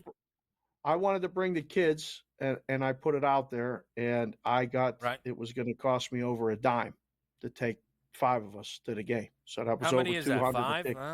Yeah. That's a lot. You could do. Yeah. I mean, you can do. I mean, you could do better. You're not on the right site though, or someone's trying to take you for a ride. Yeah. So Well, I'm they're worried trying to about sit that. me down next to the bench because they know, my kids are used to sitting different, close. Dave. Sit upstairs. That's different, Dave. Yeah. Don't say get in's a dime and then you're only willing to sit on the floor. Listen, you're kind of part of the family anyway. I mean, but the Consig kids are used to sitting close. I tell them I got to sit upstairs. I'm going to have to take you. Me and you could go sit up there and be fine. The kids are used to a certain type of thing. I don't know. Listen, tell them they can go to Ace's Wings if they want to sit that close. All right. Thank you. Hey, listen, Thank you. You want to see Caitlin Clark in person? We're up top. It's what it is. All right. Bring the binoculars. Yeah, bring the binoculars. They work just fine. They can't see. That means they're admitting they need glasses. We got to go to the doctor. We got other problems then. All right? Are you taking good notes in class? I got questions. We need answers.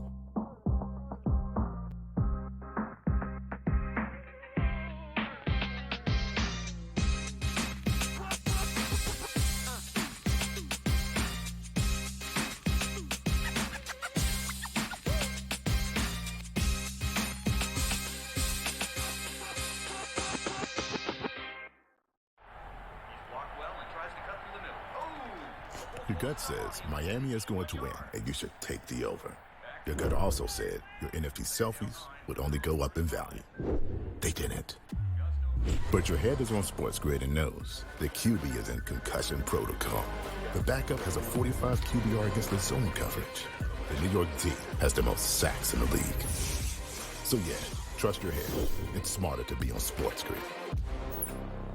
There is going to be an energy to game time decisions that you will feel night in and night out. We're going to go through every single thing, and I've got a great team behind me that's going to help me get the job done. I want this to be the place that people come to. We are going to hit every single one of those markets that you need to know about. There is not going to be a better place, I promise you, than Game Time Decisions. We will have everything at our disposal, and we will use that to our advantage. I'm Kevin Walsh. Tune into Game Time Decisions from 6 to 8 p.m. Eastern on SportsGrid.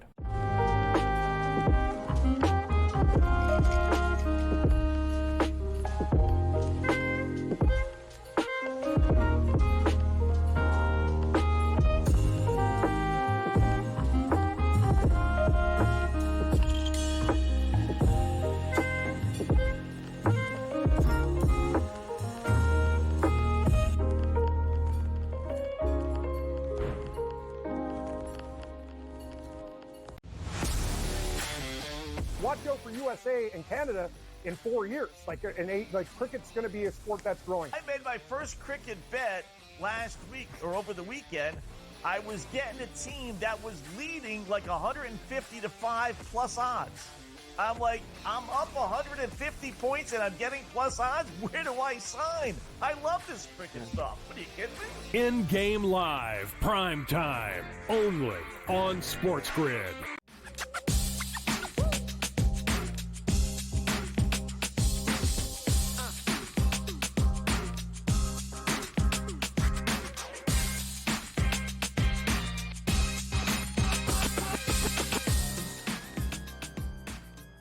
All right, we're getting out of here. Game Time Decisions. In-game live is live with Dave Sharapan.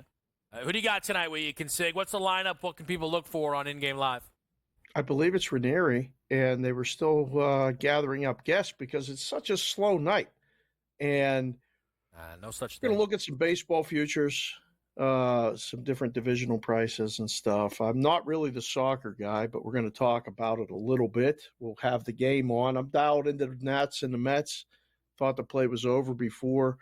The Nats keep hitting into double plays. I feel like they should have 4 or 5 runs. They don't.